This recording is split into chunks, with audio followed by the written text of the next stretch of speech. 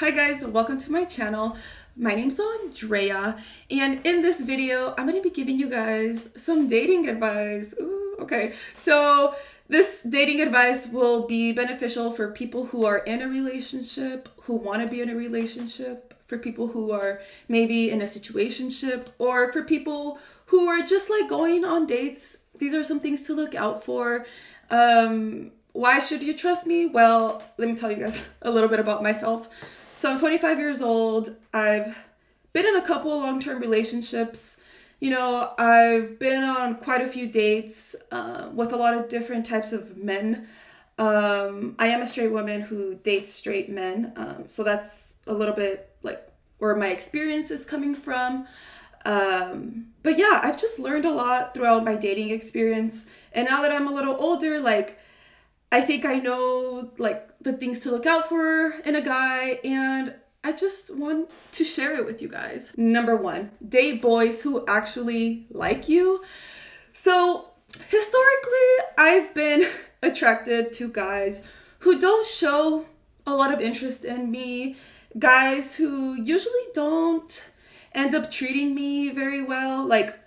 The guy who shows interest in me and is really nice to me for some reason just isn't as appealing. And it's no secret why we like people who don't like us back. It's just like basic psychology. We always want things we can't have or whatever.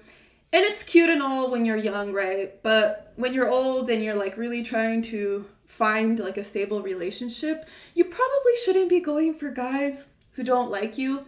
And, the more I reflected on this, I realized that I was attracted to all these men because I had some major self-esteem issues that I'm still working on. But when you have a low self-esteem, you tend to go for guys who, are going to make you feel like you're worthy. Because if you're able to get this amazing guy that you've put on a pedestal and you're able to get him to like you, you kind of get this boost to your ego. You end up feeling like, yes, I am good enough because he accepted me or whatever. And, we're not consciously going after these men thinking, yes, if he likes me, this means I'm good enough. But subconsciously, a lot of us do it. And I think it's also rooted in having an anxious attachment style. You're always looking to feel worthy of love. Dating these type of guys triggered so much anxiety in me. I would always be wondering whether or not they liked me. I was just always distracted. I could never really focus on anything else other than them because I was just always questioning whether or not they liked me. And this is just so unhealthy for so many obvious reasons. If you're always distracted thinking about your partner or whatever, or the guy you're dating, you don't have time to focus in other areas of your life. You're not going to grow as a person. You're not going to reach the goals you have. And as I got older, I realized I shouldn't be going for men that I feel like I need to win over. Nobody should be doing that. We all deserve somebody who has mutual interest in us, who is also reciprocating the same effort that we give.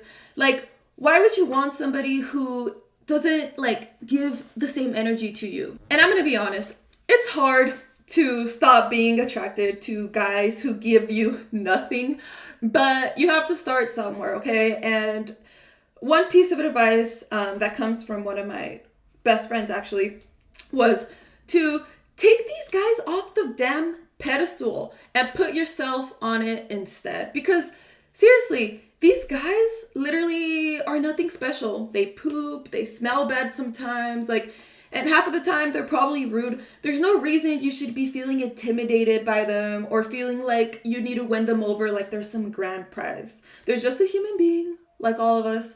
And I think reflecting on your past experiences is also super important. You need to understand why you're attracted to these type of guys if you really want to stop. Like I said, for me, it's rooted in low self-esteem, anxious attachment style.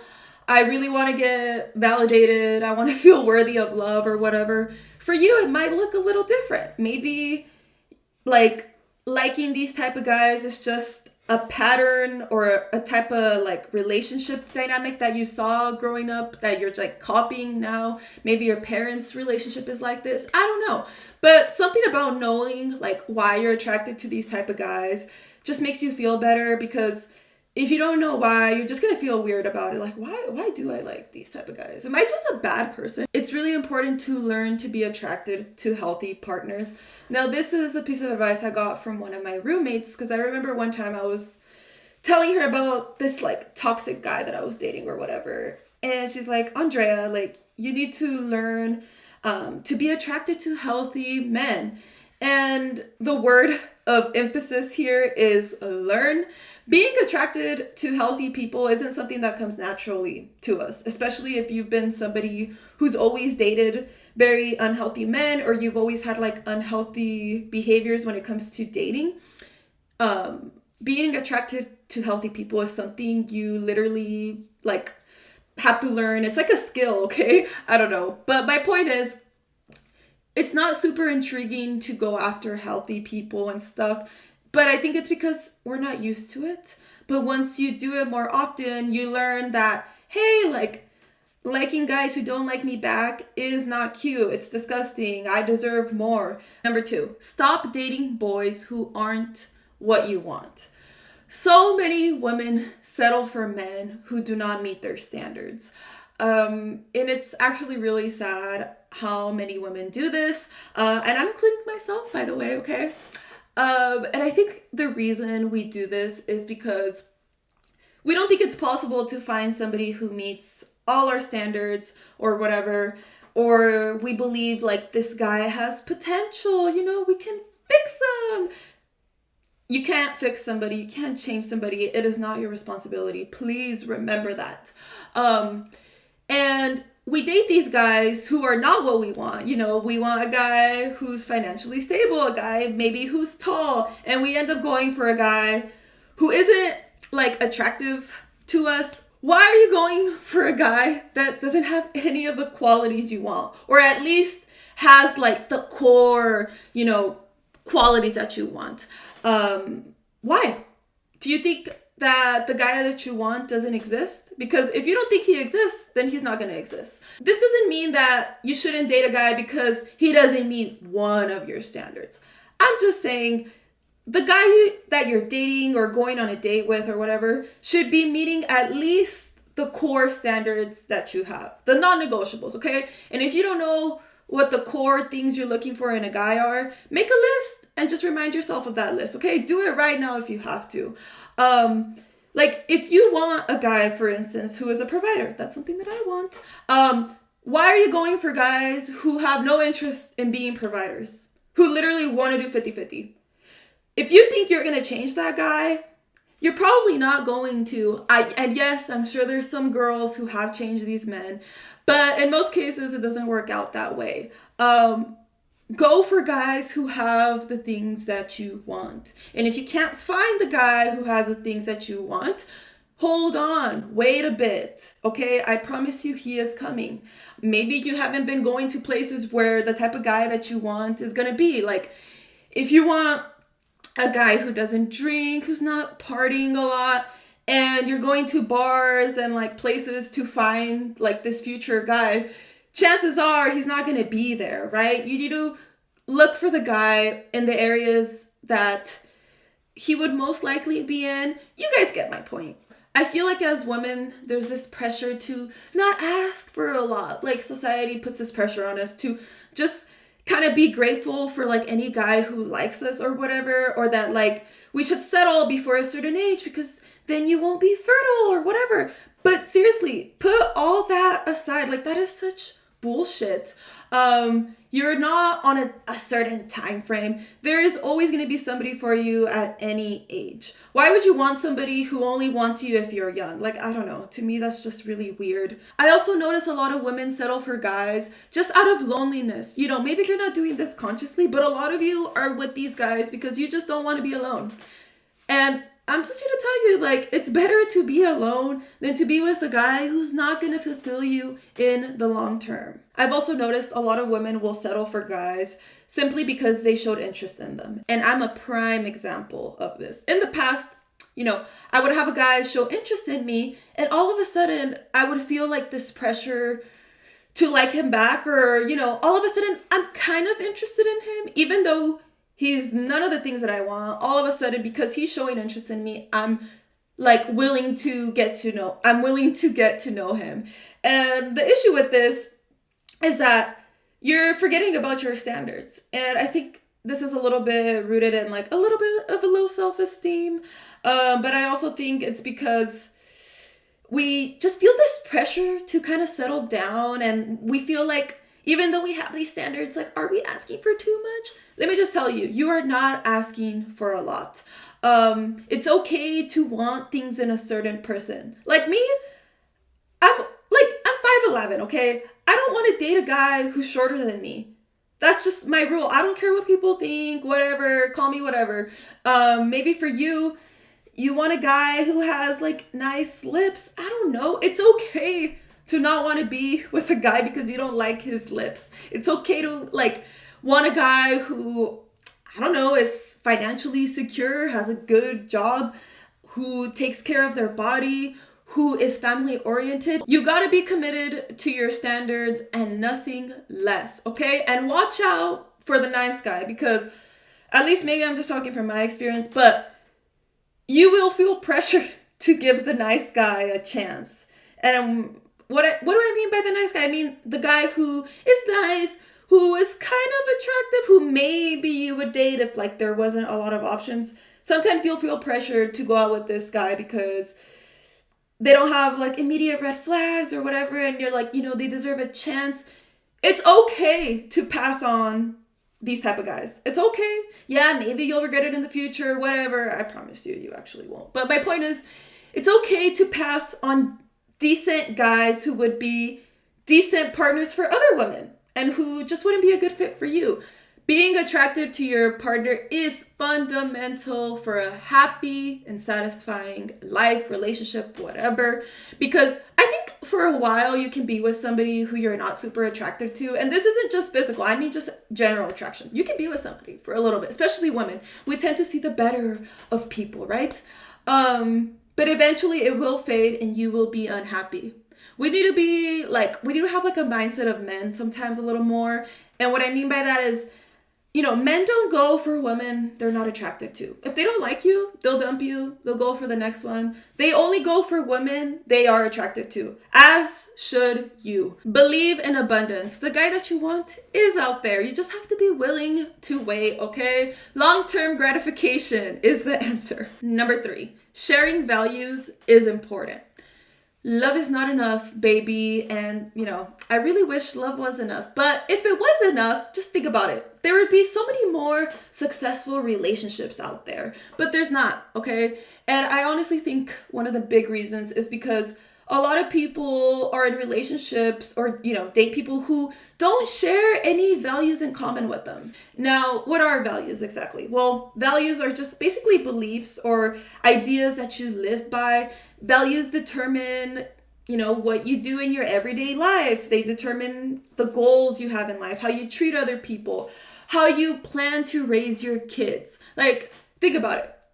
If you're somebody who really values respect, chances are you're probably not going to yell at your partner in an argument because you really value respect. You know what I mean? Values can literally determine how a person acts in a moment of conflict. They can determine so many things. When you don't have values in common, it's just really hard to agree on things. There's a higher chance you're going to have a bunch of arguments. I mean, I'll give you guys an example.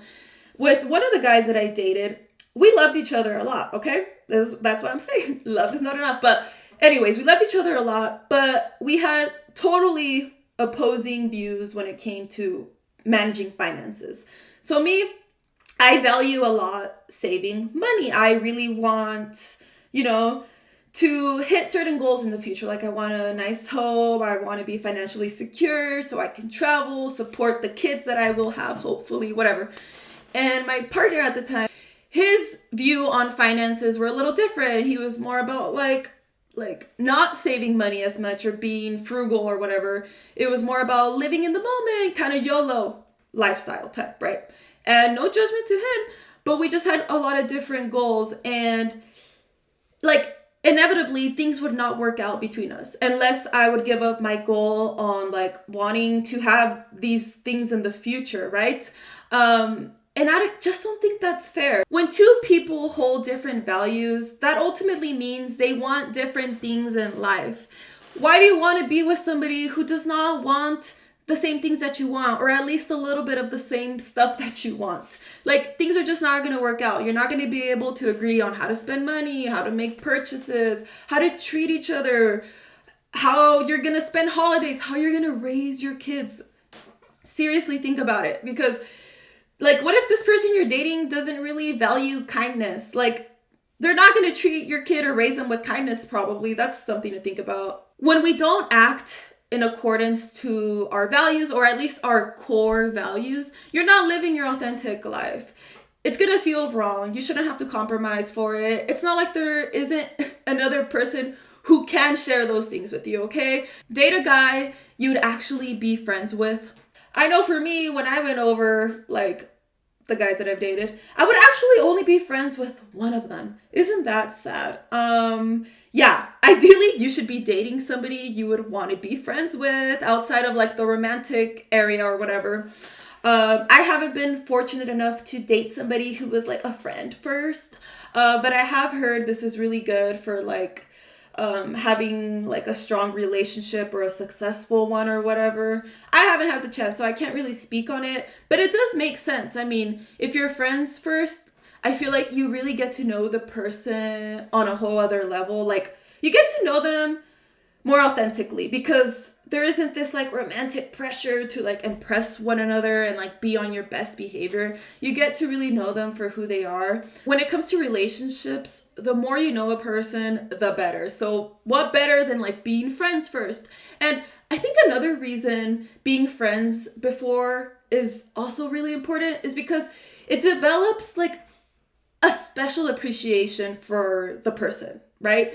Because when you jump into a relationship right away, you don't know this person a lot. It's really easy to kind of leave. Like, I can ghost them. Like, it's easier to leave the relationship. And I feel like when you have this foundation of like a friendship, there's more accountability. Like, nowadays, it's so easy to just delete a chat or whatever, break up over text.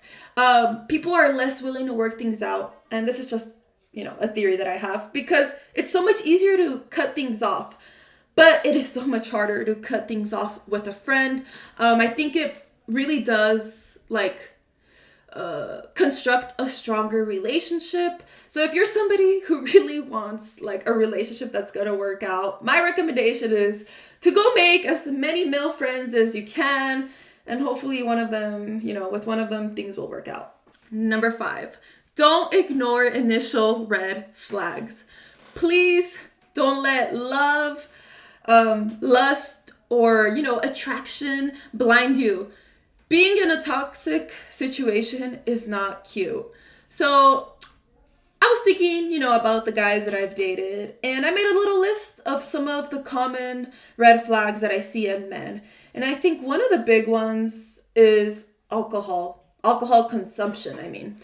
So if a guy, when he goes on a date with you, always has to drink, that's a red flag, okay? And I've gone on a lot of dates with guys like this. And at first, I didn't want to be too harsh. I was like, like a drink isn't a big deal. Maybe they've had a long day. They just want to let loose a little bit. But no, it's usually a red flag. If the guy needs to drink every single time you go out, that's a red flag. They are trying to fill a void, or maybe they just like being under the influence to feel good. I don't know, but I don't want that. Oh my God, let me tell you guys a story. I had a guy who would literally order like 3 to 4 drinks every time we went on a date. And I literally was like, you're probably wondering, Andrea, but why would you keep going on dates with this guy, right? Yes, I'm part of the problem, but I thought like it was like a one-time thing. I'm like, let's give the guy a chance because he's really nice.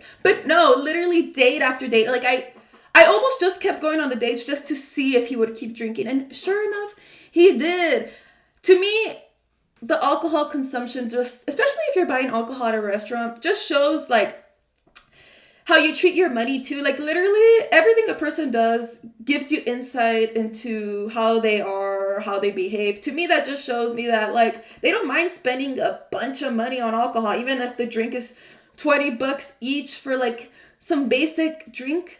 I don't know. To me, I was like, that's kind of financially irresponsible. And I value like financial security. So I just watch out for guys who text a lot in the beginning, like guys like that you're going on dates with who are like consistently texting you like you're their wife or something. At first, I used to interpret this as like, oh wow, they're like really interested in me, they're putting in a lot of effort. And a lot of times it is, but there's a fine line between like texting, showing interest versus like them just using you because they don't want to be sad. So they're just like bombarding you with messages and they're treating you like you're their girlfriend. I'll tell you guys a story. There's this one guy who I met on a dating app. We still hadn't met. We had just been texting. I'm not a huge texter, but he was really friendly. So I was like, you know what? I'll keep texting him. But literally, he would send me big old paragraphs, you guys. And even before our first date, he invited me to do some shopping with him. And now, this guy is not a bad guy. I want to emphasize that. But it just signified to me, like, he is looking for like a replacement for his girlfriend, like somebody who's going to give him all that attention, because it is not healthy to give so much right away. And that's just my opinion. It doesn't mean he's a bad person, but it just showed to me he has some emotional issues. But those who get me, get me. But my point is, I think too much texting is a red flag, okay? Ooh, another red flag, lots of sensitivity right away. Like, a lot of guys that I've gone on dates with have felt entitled to my time right away. Like, if I reschedule, all of a sudden I'm ghosted or, I get like a weird response. And I used to think like there was something wrong with what I was doing. But no, it's because these guys are just really sensitive and they got issues. It's not cute. It's not that they're like mad because they really want to see you. It's because they have issues. They're probably very controlling. Another major red flag, inconsistent behavior. So if someone is bombarding you one day with like a bunch of love and attention and then they just like get distant out of the blue, they have this like drastic change in the way they're texting or behaving, red flag. From my experience, usually these are avoidant men or men who just have specific intentions with you, probably like intentions that you weren't looking for. Maybe you're like looking for a long-term relationship, but maybe they were just looking to have a good time. So they just, bombarded you with all this attention to get you to fall and then they disappear. You shouldn't be with somebody who makes you feel confused, okay? I think deep down, we all recognize a red flag when we see one. Like, we just choose to ignore them, and it's time that we stop doing that because you are just wasting your time. Like, these red flags that you see in a person are going to end up being the reason you end up breaking up with them. You're just going to give yourself a bunch of trauma that is going to, like, hold you back in life. You're not going to be able to work on your goals because you're going to be thinking about how much this person hurt you. Like, seriously, you guys, do not underestimate the impact of like traumatizing situations with men, with the way that they treat you. Don't expose yourself to these experiences when you don't need to, especially when you are already aware of these red flags. Love yourself enough to remove yourself from the situation. Number 6. Learn to handle rejection gracefully. Nothing hurts more than having a guy that you really like tell you he wants nothing to do with you. Actually, no, it hurts more when they reject you nicely, like, hey, like, I'm not really interested in a relationship right now. Or like, I think it's best we end things. Like, it is the worst feeling ever. Nobody likes rejection, especially Cancers. My zodiac sign is a Cancer. I'm very sensitive, especially to rejection. It hurts, okay, rejection of any form, but especially in relationships.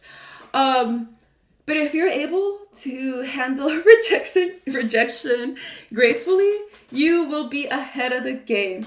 I realized recently that rejection doesn't have to be personal, you guys. Sometimes things just don't work out. Like, everyone has the right to have preferences, okay? Like, maybe, like I've mentioned, I really want to date a guy who's tall, and I've rejected a lot of men simply based off their height. And that doesn't mean anything is wrong with those guys, but they're just not a fit for me, you know? Just like, you know, we have the right to reject people based on what we want. People also have the right to do that to us. It just hurts when it's done to us. The issue is a lot of us will internalize this rejection. We will think something is wrong with us, like it's because I'm ugly, or because, I don't know, something about us needs to change. Like, it has nothing to do with you. Sometimes people just have certain preferences. It can literally be like your hair color. Like, it is what it is. And at the end of the day, why would you want to be with somebody who doesn't want you? I mean, you want to force them to be with you even though they don't want to be with you? It's kind of weird. Nah, but if anything, rejection really is a blessing in disguise, because it's getting you closer to the person who is meant to be with you. If you're not able to handle rejection gracefully, or at least in a decent manner, you're never going to get to the person that you're meant to be with, because it's going to take quite a few dates to find the person that you're meant to be with.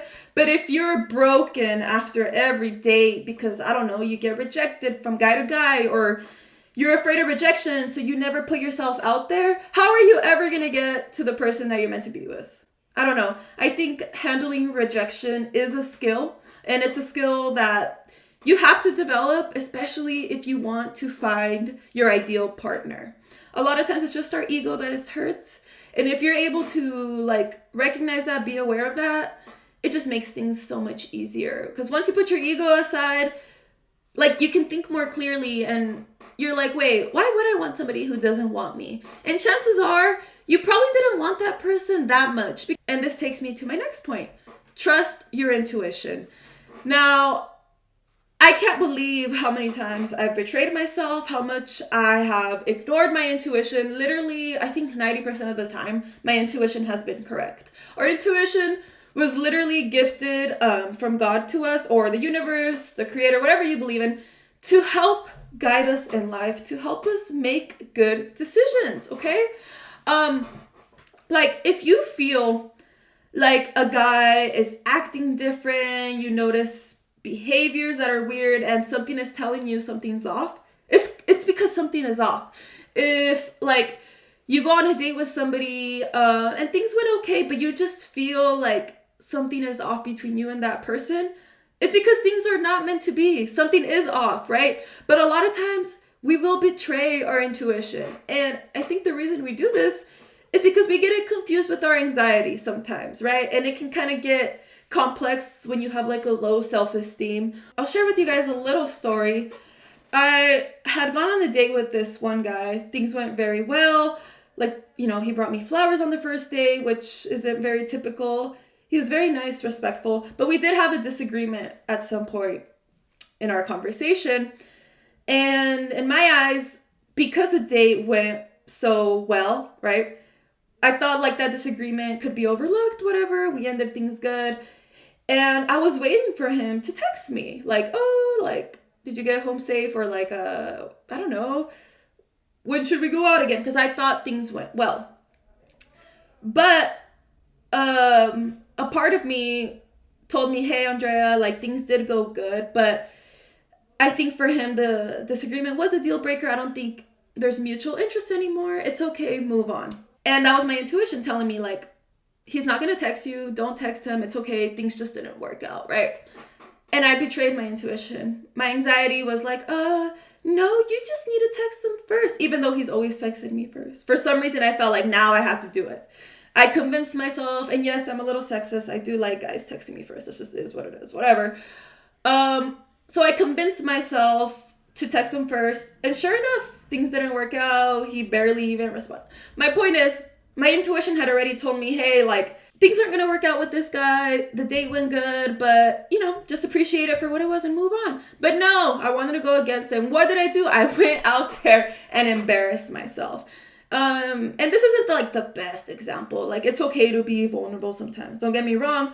But most of the time, my intuition always leads me to making the right decisions. It tells me a lot about a person and how I feel. Like, sometimes your body knows what's good for you or who's going to be good for you before you even know. I would recommend like trusting your intuition more, especially when it comes to dating or dating your partner. Like, in one of my relationships, before ending things, I always had this feeling that like things weren't going to work out in the long term. And it wasn't that I didn't believe in us or anything. It was just a general feeling like I know what it felt to be with somebody and see a future with them. But with this particular individual, I would have to convince myself that there is going to be a future, right? I had to remind myself it didn't come naturally. And my intuition was like telling me like, leave this person. There's not a specific reason, but you're not meant to be here. And I kept betraying myself. I don't know. Like, your intuition, you guys, can help you make small decisions. It can help you make really big ones. Like, literally, it can help you in everything. And lastly, let the universe take care of it. Have you guys ever heard the quote, if it's meant to be, it'll be? Look, I know it's so cheesy, but I honestly think there's a lot of truth to this quote. If two people are meant to be together, it'll happen, okay? Now, I'm not saying it's gonna happen right now, but it will happen at some point. Like, I just don't think it's possible to keep two people who are very interested in one another apart from each other, especially if you believe in like soulmates and stuff. You just have to have faith. And I really mean this like in all seriousness, not in a way to like cope with like not finding the right person or like whatever to make myself feel good or to make you guys feel good. I really do think it's true. Just have faith. Sometimes like you already did meet the person you're supposed to be with, but it's just not going to happen right now. You guys need to grow. Now, this isn't the case for everybody, but like, you know, you guys are meant to be together at a later time in life. And even if I am wrong, I don't think it's a bad like mentality to have or bad belief, because you can't force things to happen with people, and you can't be constantly anxious about like finding your true love or whatever, or stressing out over every single like person things don't work out with or every ex.